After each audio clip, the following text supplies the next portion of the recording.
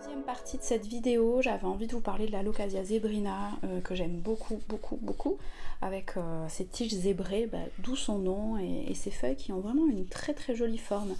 Alors celle-ci je l'ai achetée hier parce que j'en ai croisé une et j'avais envie de renouveler mon cheptel, on va dire. Non, je vais vous expliquer pourquoi. Parce que j'en ai déjà une Alocasia zebrina, mais regardez la tronche qu'elle a. Voilà, donc ça fait pas rêver. Ça fait pas rêver du tout, mais en même temps, c'est la réalité. Je trouvais que c'était sympa de vous montrer aussi quoi faire d'une plante aussi moche que celle-ci. Donc dans un premier temps, je vais m'occuper de cette alocasia là, la vieille et moche, comme j'aime l'appeler. Il y a plusieurs solutions. Moi, je vais vous montrer ce que j'ai envie de faire là aujourd'hui avec elle. Et en l'occurrence, c'est vraiment sortir de cette situation critique et mettre les bulbes un petit peu à l'abri. C'est quelque chose que j'ai déjà testé sur mon Alocasia amazonica, qui était vraiment vilaine et voilà, un petit peu du même aspect. Et du coup, ça lui a redonné un petit coup de boost. Je vous l'ai montré en début de vidéo. Et là, je vais faire pareil. Donc du coup, là, j'avais coupé ici parce que la feuille, elle était dans le même état que celle-ci. Donc ça sert à rien de la garder. Vraiment, clairement, là, il n'y a plus du tout de photosynthèse. Après, ce qui est important, c'est que quand on coupe la feuille, il faut le faire au-dessus, comme ça, de cette petite trace, parce qu'il y a une feuille qui est en train de se générer, une nouvelle tige à l'intérieur. Donc, il faut couper un petit peu plus haut dans le tronc. Donc là, elle est déjà coupée. Et ce que je fais, là, c'est que je déterre le bulbe. Voilà, donc là on a ce fameux bulbe qui n'est pas mort parce que vraiment je sens que c'est ferme à l'intérieur. Du coup je vais le nettoyer un petit peu, c'est-à-dire que je vais enlever ces premières feuilles mortes. Bon là concrètement il n'y a pas énormément à faire. Et vous voyez, on voit quand même que c'est vert à l'intérieur et tendre et encore riche en eau, donc il y a espoir pour que ça reprenne. Ça, je vais le placer dans l'eau. Donc je vais mettre de l'eau comme ça jusqu'ici, jusqu'au collet, et je vais attendre et attendre et attendre, et ensuite je suis certaine qu'une nouvelle feuille va se régénérer. Alors au moins je mets ça dans un coin chez moi, c'est pas aussi laid que cette plante là, le temps du soin. Maintenant, la question se pose de savoir qu'est-ce que je vais faire de celle-ci. Donc il y a plusieurs possibilités. Soit je la laisse dans son pot, comme ça je coupe la feuille moche qui ne sert à rien, un petit peu la tige, mais pas trop proche de cette zone pour laisser la prochaine feuille se générer. Et ensuite je peux faire un surfaçage, c'est-à-dire que je vais gratter un petit peu la terre comme ça et ajouter une nouvelle couche de terreau, un terreau qui sera du coup riche en nutriments, pour favoriser la reprise de ma plante. Mais là concrètement j'ai pas envie de faire ça. Je commence à avoir un petit manque de place sur mes étagères comme on dit, et du coup je vais la mettre un petit peu à l'abri de ça, et je vais récupérer sa place et je vais la mettre plutôt à germer ailleurs. Donc ça c'est cool. Je l'ai déterré comme ça, donc vous voyez très délicatement. Et ce que je remarque, c'est qu'il y a un petit bourgeon là comme ça, et ça peut faire un rejet plus tard. Donc ça va fuser et ça ressortira. Donc là je fais bien attention de ne pas le casser. Cette feuille on peut la laisser ou on peut l'enlever, elle ne dérange pas. Je vais couper la tige ici, il faut que j'aille chercher mes ciseaux, et je vais la placer dans l'eau aussi. Je vais pas la mettre dans le même pot que celle-ci, je vais faire deux bocaux différents, et puis je vais les laisser à la lumière, à la chaleur ambiante, et attendre qu'elles se refassent une beauté avant de les rempoter plus tard. Voilà où j'en suis. Donc j'ai un petit peu retiré les feuilles mortes de cette plante là. Je pourrais la passer sous l'eau pour nettoyer la terre, mais dans l'absolu ça me dérange pas. Ce qui va être bien, c'est que dans l'eau ça va lui faire des nouvelles racines. On voit quand même que les racines là elles sont pas GG. Elle n'a pas de belles racines toutes fraîches blanches, comme ici par exemple. Donc du coup à mon avis elle est un petit peu en végétation. Le fait de la mettre dans l'eau, ça va vraiment lui faire du bien et générer de nouvelles racines. Ici je tâte, c'est tout mou comme ça. Donc Donc c'est tout mou et je vois qu'ici ça commence à être dur ici, donc c'est là que la plante est en vie. Donc du coup je vais lui retirer cette petite partie molle qui sert à rien. Donc voilà, un petit coup de ciseau et je la plonge dans l'eau. Donc je m'en fiche, le petit pot est assez vilain, c'est un peu de yaourt. Et je vais mettre ça dans ma cuisine.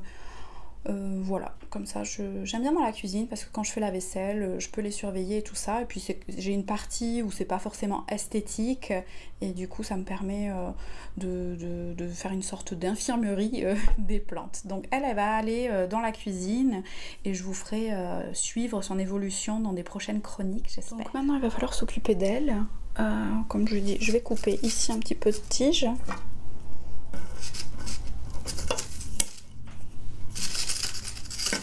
D'une main c'est pas facile. Voilà, et ici je vais la placer, j'enlève un petit peu de terre, je vais la placer dans ce pot là. Fais attention à ce que ces petites racines soient bien à l'intérieur. Ça c'est une petite céramique que j'ai fabriquée moi-même et que j'aime beaucoup, et donc du coup la plante elle est assez la plante. Du coup, le pot est assez mignon et je vais le garder en évidence dans mon salon. Ça fera partie des plantes de mon étagère que j'aime beaucoup regarder et je la surveillerai différemment. Donc là, je la place ici et je vais mettre de l'eau jusqu'au collet, comme je vous l'ai expliqué. Si c'est plus haut, j'ai peur que ça pourrisse. Alors, voilà, j'ai mis de l'eau dans mon pot, la plante est prête à renouveler ses racines et il n'y a plus qu'à attendre que ça se passe. On a un petit problème technique là. Donc concrètement, qu'est-ce qui peut se passer? Il peut se passer la même chose qu'avec cette Alocasia amazonica qui était vraiment dans le même état que ce bulbe là. Promis, j'aurais craché. Si vous me suivez sur Instagram depuis un petit moment, je l'avais montré. Et donc du coup ici on a un bulbe qui a refait plein de racines et là il est là depuis des mois maintenant et on voit ici donc il m'a sorti cette feuille qui n'était pas présente et ici on voit qu'il y a un prémisse de nouvelles feuilles et ça c'est trop cool. Donc voilà, là concrètement je l'ai vous voyez l'eau baisse, je remets de l'eau au fur et à mesure de l'évaporation. Elle est clairement en état d'être plantée. Si je le souhaite, il faudrait que j'y pense, mais il n'y a pas d'urgence, donc je m'en suis pas occupée encore, ça sera à faire. Dernière étape de cette chronique végétale sur les alocasias, ça va être rempoter celle-ci. Donc celle-ci elle est toute neuve, toute fraîche comme je vous l'ai dit. Je l'ai achetée hier, elle est dans son pot en plastique avec son substrat d'origine et ça c'est quand même pas très riche en nutriments. Donc ce qui est bien c'est vraiment quand vous achetez une plante de la rempoter le plus tôt possible après l'achat pour éviter qu'elle flétrisse. On est toujours hyper déçus sur les alocasias parce qu'on les achète, elles ont quand même pas mal de feuilles, sachant que là il y a, je sais pas si vous repérez, il y a 2 pieds. Donc du coup c'est beaucoup plus dense que si on les sépare ou si on n'achète qu'un pied, mais concrètement toutes ces petites feuilles là pour être honnête elles vont mourir très vite et du coup vous allez vous retrouver avec un pied qui aura 2-3 feuilles et en général à la maison les alocasias ont 2-3 tiges et jamais trop plus.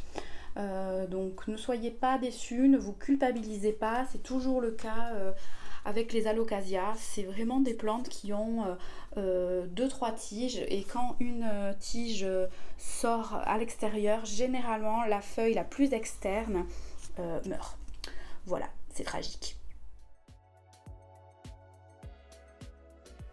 Bon ben on va terminer sur le rempotage de cette Alocasia zebrina de façon assez classique. J'ai mis une couche de billes d'argile comme je vous l'avais expliqué plus tôt au fond du pot, une première couche de terreau. Voilà, pas trop haute, il faut quand même que ça respecte la hauteur de la plante initiale. Donc je retire ma plante, vous voyez, il y a quand même pas mal de racines déjà autour. Moi, ce que j'aime bien, c'est retirer comme ça du terreau qui est pas très nourrissant pour laisser un petit peu plus de place à mon terreau que je vais lui apporter. Voilà. Ce qu'on peut faire aussi, c'est qu'on peut un peu libérer les racines. Bon, mais l'intervention de Bimo, c'est comme ça. C'est ma vie. Donc on peut un petit peu libérer les racines pour qu'elles aient un petit peu plus de place et qu'elles aient envie d'aller voir ailleurs dans le nouveau pot. Donc je le positionne comme ça, hyper simplement, je suis toujours là.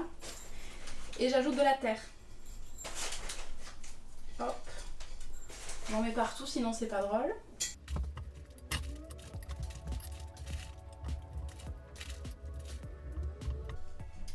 Donc voilà, j'ai mis suffisamment de terreau, je pense bien la tasser, je pense bien respecter la hauteur du collet de la plante. Je suis un peu cachée derrière ma jungle. Et maintenant, simplement, étape d'arrosage.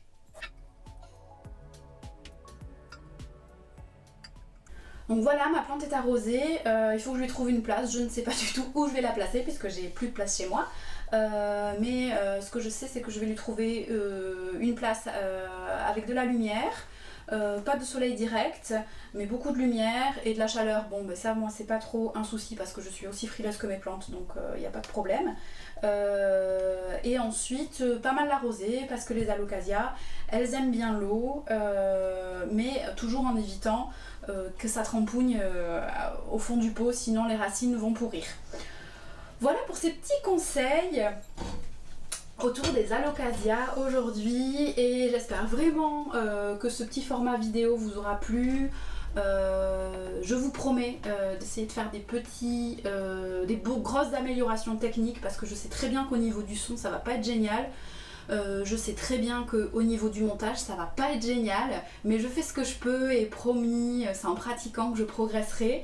Et voilà, n'hésitez pas si vous avez des questions à les poser et j'essaierai d'y répondre ou s'il y a des thématiques que vous avez envie que j'aborde. Voilà, j'espère que ça vous aura plu et je vous dis à très vite pour une prochaine chronique végétale.